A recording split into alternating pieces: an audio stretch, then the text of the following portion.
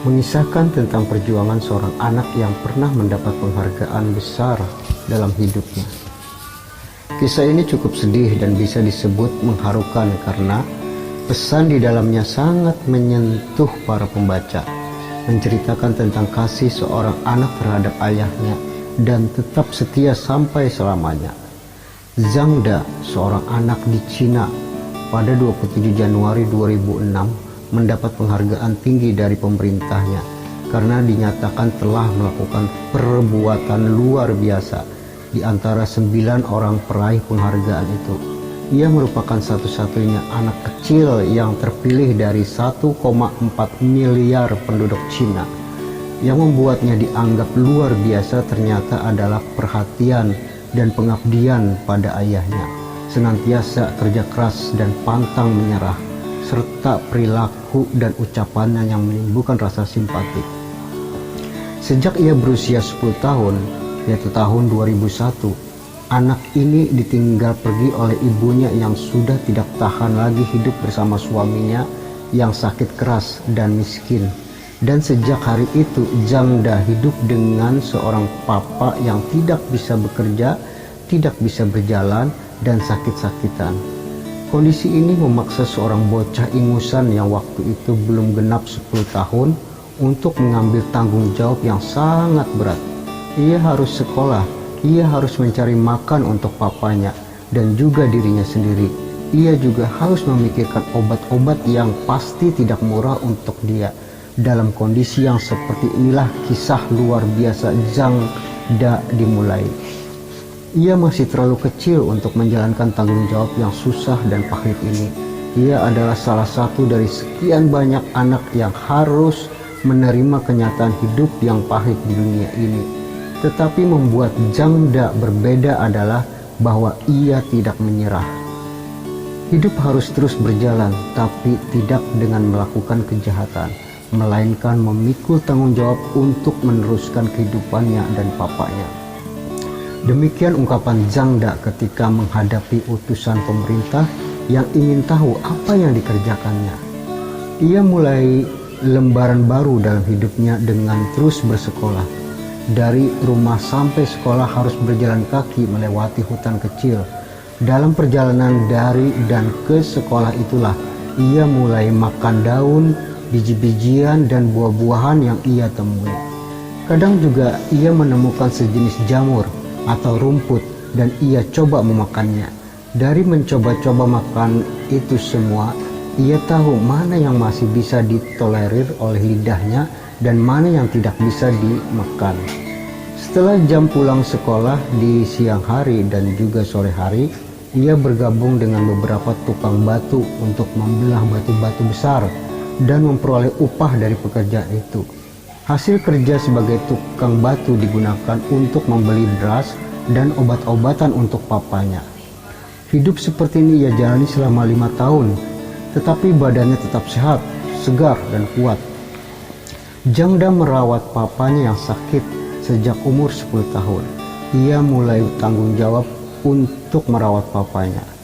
Ia menggendong papanya ke WC, ia menyeka dan sekali-sekali memandikan papanya.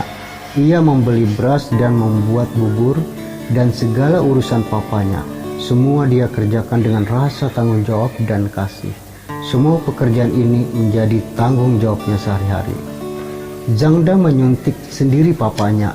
Obat yang mahal dan jauhnya tempat berobat membuat Zhang Da berpikir untuk menemukan cara terbaik untuk mengatasi semua ini. Sejak umur 10 tahun ia mulai belajar tentang obat-obatan melalui sebuah buku bekas yang ia beli. Ia membuatnya luar biasa adalah ia belajar bagaimana seorang suster memberikan injeksi atau suntikan kepada pasiennya. Setelah ia rasa mampu, ia nekat untuk menyuntik papanya sendiri. Sekarang pekerjaan menyuntik papanya sudah dilakukannya selama lebih kurang 5 tahun. Maka Zhang Da sudah terampil dan ahli menyuntik.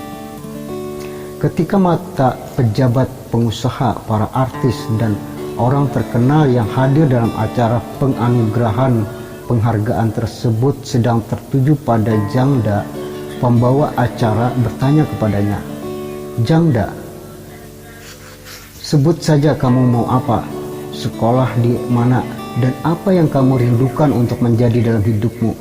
Berapa uang yang kamu butuhkan sampai kamu selesai kuliah, besar nanti, mau kuliah di mana, sebut saja. Pokoknya apa yang kamu idam-idamkan, sebut saja di sini. Di sini banyak pejabat, pengusaha, dan orang terkenal yang hadir. Saat ini juga ada ratusan juta orang yang sedang melihat kamu melalui layar televisi. Mereka bisa membantumu. Jangda pun terdiam dan tidak menjawab apa-apa. MC pun berkata lagi kepadanya, sebut saja, mereka bisa kok membantumu. Beberapa menit kemudian Jangda masih diam. Lalu dengan suara bergetar, ia pun menjawab, aku mau mama kembali. Mama kembalilah ke rumah. Aku bisa membantu papa. Aku bisa cari makan sendiri. Mama kembalilah. Semua yang hadir pun spontan menitikkan air mata karena terharu. Tidak ada yang menyangka akan apa yang keluar dari bibirnya. Mengapa ia tidak minta kemudahan untuk pengobatan papanya? Mengapa ia tidak minta deposito yang cukup untuk meringankan hidupnya dan sedikit bekal untuk masa depannya? Mengapa ia tidak minta rumah kecil yang dekat dengan rumah sakit?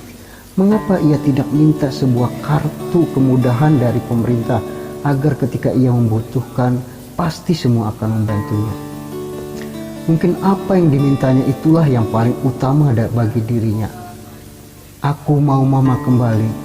Sebuah ungkapan yang mungkin sudah dipendamnya sejak saat melihat mamanya pergi meninggalkan dia dan papanya. Kisah di atas bukan saja mengharukan namun juga menimbulkan kekaguman. Seorang anak berusia 10 tahun dapat menjalankan tugasnya yang berat selama 5 tahun. Kesulitan hidup telah menempa anak tersebut menjadi sosok anak yang tangguh dan pantang menyerah. Jangda boleh dibilang langka karena sangat berbeda dengan anak-anak modern.